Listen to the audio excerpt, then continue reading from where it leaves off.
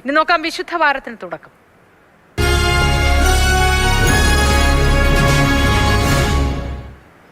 വിശുദ്ധ വാരത്തിന് തുടക്കം കുറിച്ച് ഇന്ന് ഓശാന ഞായർ. യേശുക്രിസ്തുവിന്റെ ജെറുസലേം പ്രവേശനത്തിന്റെ ഓർമ്മ പുതുക്കുന്ന ദിനമാണ് ഇന്ന്. സംസ്ഥാനത്തെ വിവിധ ദേവാലയങ്ങളിൽ പ്രത്യേക തിരുകർമ്മങ്ങൾ നടക്കുകയാണ്.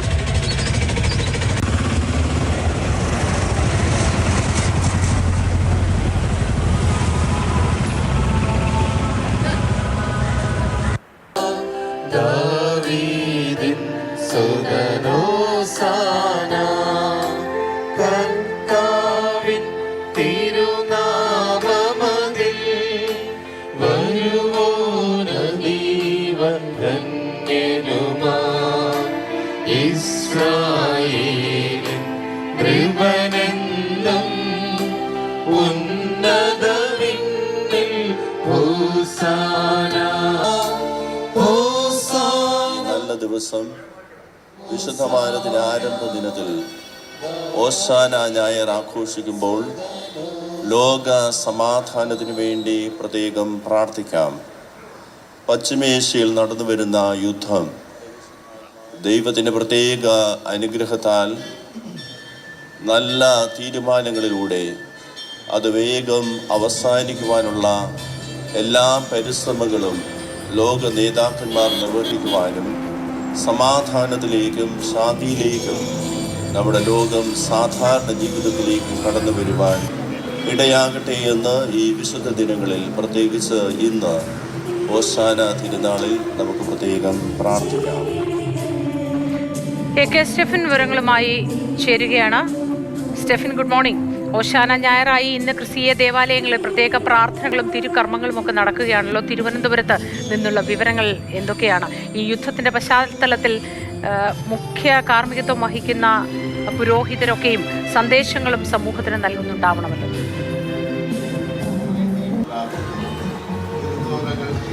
അതേ Moti, Thiruvananthapuram cent Joseph metropolitan കത്തീഡ്രലിൽ ഓശാന ശുശ്രൂഷ അതിൻ്റെ അവസാന ഘട്ടത്തിലേക്ക് എത്തിയിരിക്കുകയാണ്. പള്ളിക്ക് പുറത്തു പോലും ഒരുപാട് വിശ്വാസികൾ ഇങ്ങനെ പ്രാർത്ഥനാ നിർഭരമായി നിൽക്കുന്ന കാഴ്ചകൾ നമുക്ക് കാണാം.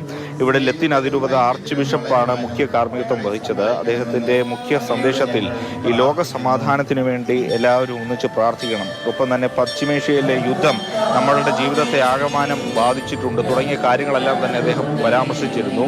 ഒപ്പം തന്നെ ഈ യുദ്ധം അവസാനിക്കുന്നതിന് വേണ്ടി ഒരു പ്രാർത്ഥന അത് ഉണ്ടാകണമെന്നുള്ള കാര്യം പറഞ്ഞിരുന്നു. കുരുത്തോല വാഴ്വിൻ്റെ സമയത്തും അതിനെ പരാമർശിച്ചുകൊണ്ടാണ് ആർച്ച് ബിഷപ്പ് തോമസ് ജെ നെറ്റോ സംസാരിച്ചത്.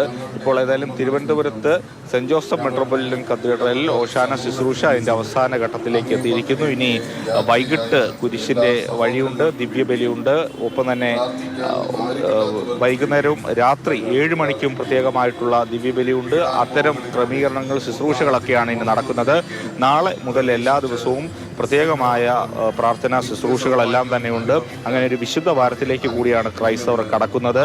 ഒപ്പം തന്നെ ദുഃഖവെള്ളിയുമായി ബന്ധപ്പെട്ടുള്ള ശുശ്രൂഷകൾ അതെല്ലാം തന്നെ പ്രത്യേക പ്രാർത്ഥനകളാൽ നടക്കും. അതിനു വേണ്ടുന്ന ക്രമീകരണങ്ങളെല്ലാം തന്നെ ഇപ്പോൾ നടന്നു വരികയാണ്.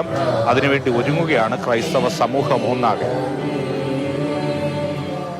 ശരി, കെ സ്റ്റെഫനാണ് തിരുവനന്തപുരത്ത് നിന്നുള്ള വിവരങ്ങൾ പങ്കുവച്ചത്.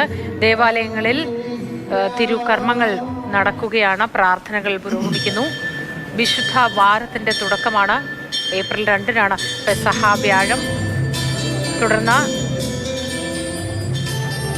പെസഹ വ്യാഴവും ദുഃഖവെള്ളിയും കടന്ന് ഈസ്റ്ററിലേക്ക് പോകുന്ന ദിവസങ്ങൾ. വിശുദ്ധ വാരത്തിന്റെ തുടക്കം ലോകമെമ്പാടും ആചരിക്കുകയാണ് ഇന്ന് ഓശാന ഞായർ. വിഷ്ണുപ്രകാശ് കൂടി ചേരുന്നുണ്ട് വിവരങ്ങളുമായി കൊച്ചിയിൽ നിന്നും. Vishnuprakash, good morning.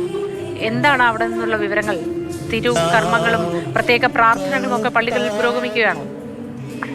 മുത്തി, ഗുഡ് മോർണിംഗ്. ഇന്നിപ്പോൾ വിശുദ്ധ വാരത്തോട് അനുബന്ധിച്ചുള്ള ചടങ്ങുകൾക്ക് ഇവിടെ എറണാകുളത്തും വിവിധ ദേവാലയങ്ങളിൽ തുടക്കമായിരിക്കുകയാണ്. ഇന്നിപ്പോൾ ഓശാന ഞായറിനെ തുടർന്ന് ഈ ഒരു വാരം എന്ന് പറയുന്നത് ക്രൈസ്തവ വിശ്വാസികളെ സംബന്ധിച്ച് വളരെ പ്രാധാന്യമുള്ളതാണ്. അവരുടെ ഈ 50 ദിവസം നോയമ്പിന്റെ ഏറ്റവും അവസാന ഘട്ടത്തിലെ നോയമ്പാണ്. അതിന് മുന്നോടിയായിട്ടാണ് ഇന്നിപ്പോൾ യേശുവിന്റെ ജെറുസലേം ദേവാലയത്തിലേക്കുള്ള പ്രവേശനത്തിന്റെ ഒരു ഓർമ്മ പുതുക്കുന്ന ഓശാന ഞായർ ആഘോഷിക്കുന്നത്. ഒലിവ് ചില്ലകൾ വീശി യേശുവിനെ സ്വീകരിച്ചതിന്റെ ഓർമ്മ പുതുക്കലുമായി അതിനോട് സാദൃശ്യപ്പെടുന്ന തരത്തിൽ കുരുത്തോല പെരുന്നാളായിട്ടാണ് ഈ ഒരു ഓർമ്മ പുതുക്കൽ ആഘോഷിക്കുന്നത്. ഏതായാലും ദേവാലയങ്ങളിലെല്ലാം പ്രാർത്ഥനാ ചടങ്ങുകൾ പുരോഗമിക്കുകയാണ്. അല്പം മുൻപാണ് സെന്റ് മേരീസ് ബസിലിക്കയിൽ സിറോ മലബാർ സഭ അധ്യക്ഷനായിട്ടുള്ള മാർ റാഫേൽ തട്ടിൽ പിതാവായിരുന്നു ഈ ഒരു കാർമ്മികത്വങ്ങൾക്ക് മുഖ്യ കാർമ്മികനായപ്പോൾ അത് കുർബാനയുടെ മധ്യത്തിൽ വെച്ച് കുരുത്തോലയും കുരുത്തോലയും ഏന്തിക്കൊണ്ടുള്ള പ്രദക്ഷിണം ഇപ്പോൾ പുരോഗമിക്കുകയാണ്. ഈ പ്രദക്ഷിണത്തിന് ശേഷം വീണ്ടും ഈ വിശ്വാസികൾ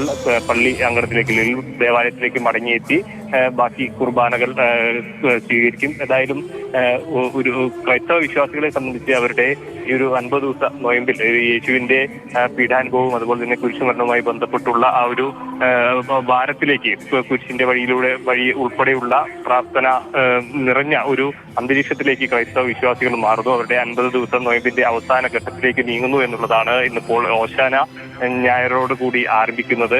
വിശ്വാസികൾ എല്ലാവരും രാവിലെ തന്നെ വിവിധ ദേവാലയങ്ങളിൽ ഇതിന്റെ ചടങ്ങുകൾ ആരംഭിച്ചു. നിലവിൽ ഓശാന ഞായറുമായി ബന്ധപ്പെട്ടുള്ള ചടങ്ങുകൾ വിവിധ ദേവാലയങ്ങളിൽ ഇപ്പോഴും പുരോഗമിച്ചുകൊണ്ടിരിക്കുകയാണ്.